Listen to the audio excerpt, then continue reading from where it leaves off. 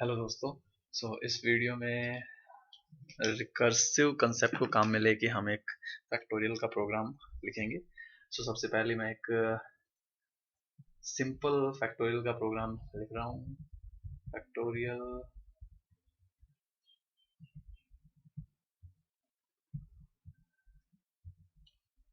Factorial जब भी हम कैलकुलेट करेंगे हम एक आर्ग्यूमेंट इसमें पास करते हैं जो कि नंबर होता है जिसका हम फैक्टोरियल कैलकुलेट करने वाले होते हैं।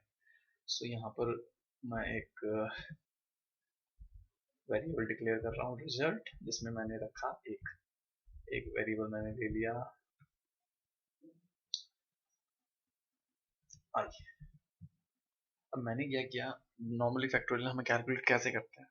अब जैसे 5 का फैक्टोरियल कैलकुलेट करना है तो मैं 1 से लेके 5 तक की सारी वैल्यू का मल्टीप्लाई करता रहूंगा। जैसे 1 गुणा 2 गुणा 3 गुणा 4 गुणा 5। तो मैंने यहाँ पर लूप लिखा i equal to 1, i less than F, i plus plus. ये लूप कितनी बार चलेगा, ये लूप चलेगा जो जित ये इसमें हमें इक्वल टू और लगाना पड़ेगा जो नंबर हमने पास किया। तो हमने यदि 5 पास किया तो ये 1 से लेके 5 तक चलेगा। और हमने यहाँ पर इसके लूप के अंदर क्या लिखा, result equal to result multiply i. Okay. So starting में रिजल्ट में क्या है, एक। तो जब पहली बार चलेगा तो 1 गुणा 1, एक रिजल्ट में आएगा 1। जब आई की वैल्यू 2 होगी तो फिर 2 आएगा, जब 3 होगी तो फिर 6 आएगा, 4 होगी तो 24, 5 होगी तो 120 एंड सो ऑन। और लास्ट में मैंने क्या किया, इस वैल्यू को रिटर्न कर दिया रिजल्ट। तो यहाँ पर देखते हैं ये सही काम कर भी रहा है या नहीं।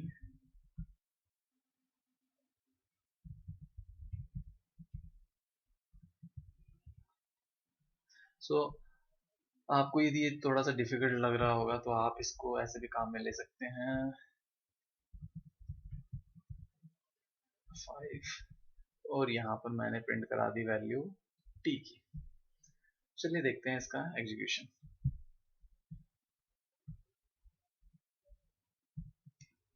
120, तो ये परफेक्टली चल रहा है।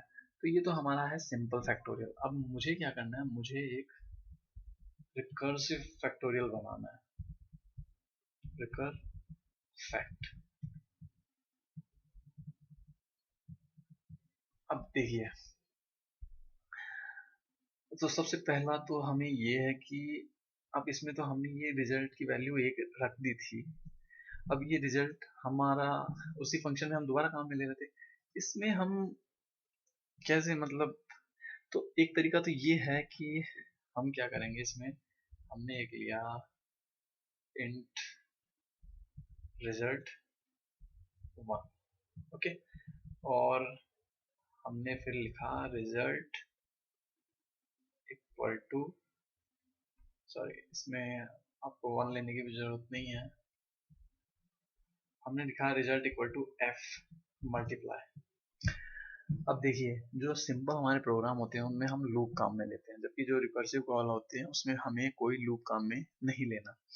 अब विदाउट लूप हम ये कैसे करें, तो हमें ये पता है कि फैक्टोरियल जिसमें नंबर का निकालना होता है उस नंबर के पीछे जितनी भी वैल्यूज है 1 तक, उन सब का हमें मल्टीप्लाई करना है। तो हमने क्या किया, हमने एक वेरिएबल डिक्लेयर किया रिजल्ट, और इस रिजल्ट में मैंने क्या डाला, result equal to F multiply.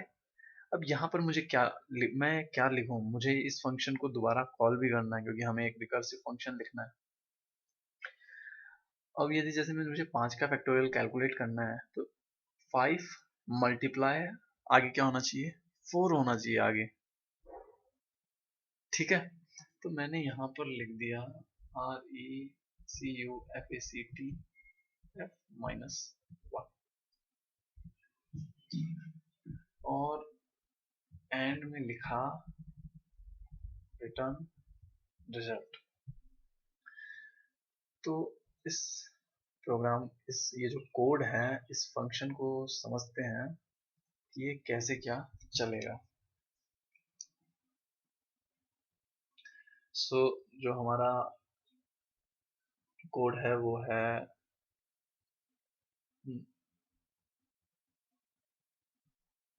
Recur fact, और उसमें हमने एक नंबर पास किया f, और उसमें हमने रिजल्ट में क्या लिखा है, result f multiply recur fact f minus 1।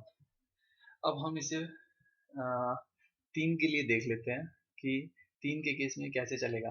तो मैं रिकर फैक्ट को लिख रहा हूँ RF, सो RF 3, सो ये इसकी बॉडी है, हमने 3 पास किया, तो रिजल्ट में क्या आएगा, RESULT, रिजल्ट 3 मल्टीप्लाई RF 2। ठीक है, अब इस लाइन के अंदर 3 गुणा RF2, तो यहाँ पर ये फंक्शन दोबारा से कॉल हो जाना है, तो ये फंक्शन कॉल हो गया। और इस RF फंक्शन के अंदर हमने क्या लिखा है, हमने लिखा है रिजल्ट, जो भी वैल्यू पास हो रही है, तो इसमें 2 पास हो रहा है, 2 मल्टीप्लाई, और हम यहाँ पर क्या हमने लिखा हुआ, हमने लिखा हुआ है रिकर फैक्ट f माइनस 1, सो हम यहाँ पर पास कर दे रहे हैं 1। ओके, अब यहाँ पर RF1 दोबारा से फंक्शन कॉल हो जा रहा है, हमने क्या लिखा हुआ फंक्शन में, result, so result equal to 1 multiply RF0। ठीक है, तो ये है। अब हमें क्या चाहिए, हमें इस केस में क्या चाहिए था, हमें चाहिए था ये, बस आगे नहीं जाना हमें।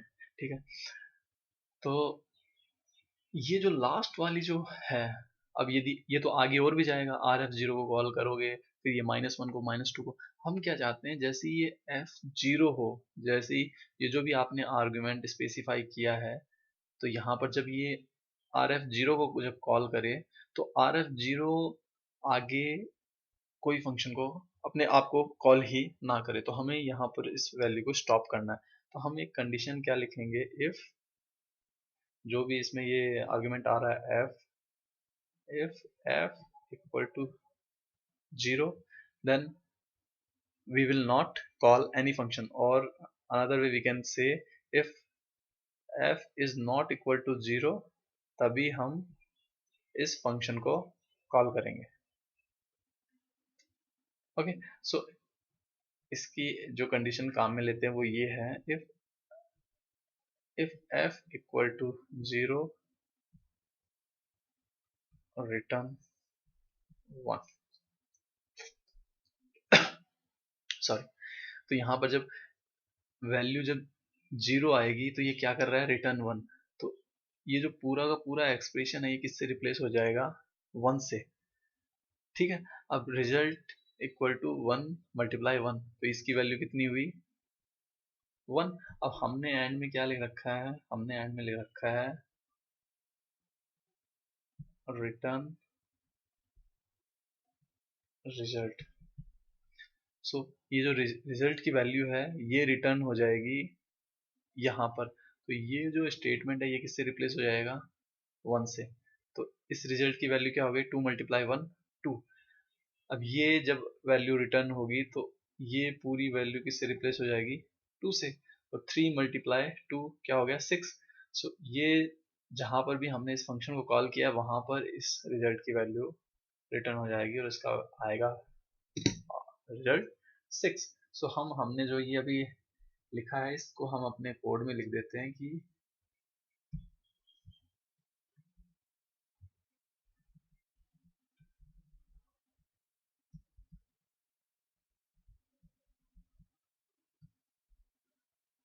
if f not equal, if f equal to 0,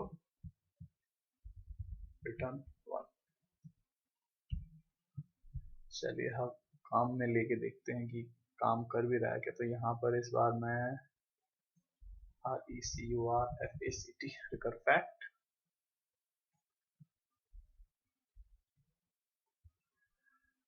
okay, तो हमने यहाँ पर लिखा है RECUFACT, दोबारा से RECUR। तो ये प्रॉपरली कंपाइल हो चुका है, तो आउटपुट एकदम ठीक आ रहा है। अब इसको थोड़ा सा ऑप्टिमाइज करते हैं, मतलब नंबर ऑफ लाइंस कम करते हैं। तो हमने यहाँ पर क्या है, ये वेरिएबल लिया काम में, इसको आप हटा भी सकते हैं और इस एक्सप्रेशन को डायरेक्ट कहाँ लिख देंगे, हम यहाँ पर लिख देंगे, तो हमें कोई वेरिएबल की जरूरत ही नहीं होगी। ओके, चलिए अब देखते हैं कि ये काम तो कर रहा है क्या। तो परफेक्टली हमारा रिकर्सिव फंक्शन काम कर रहा है। तो ये है रिकर्सिव फंक्शन फैक्टोरियल कैलकुलेट करने के लिए। Thank you very much for watching.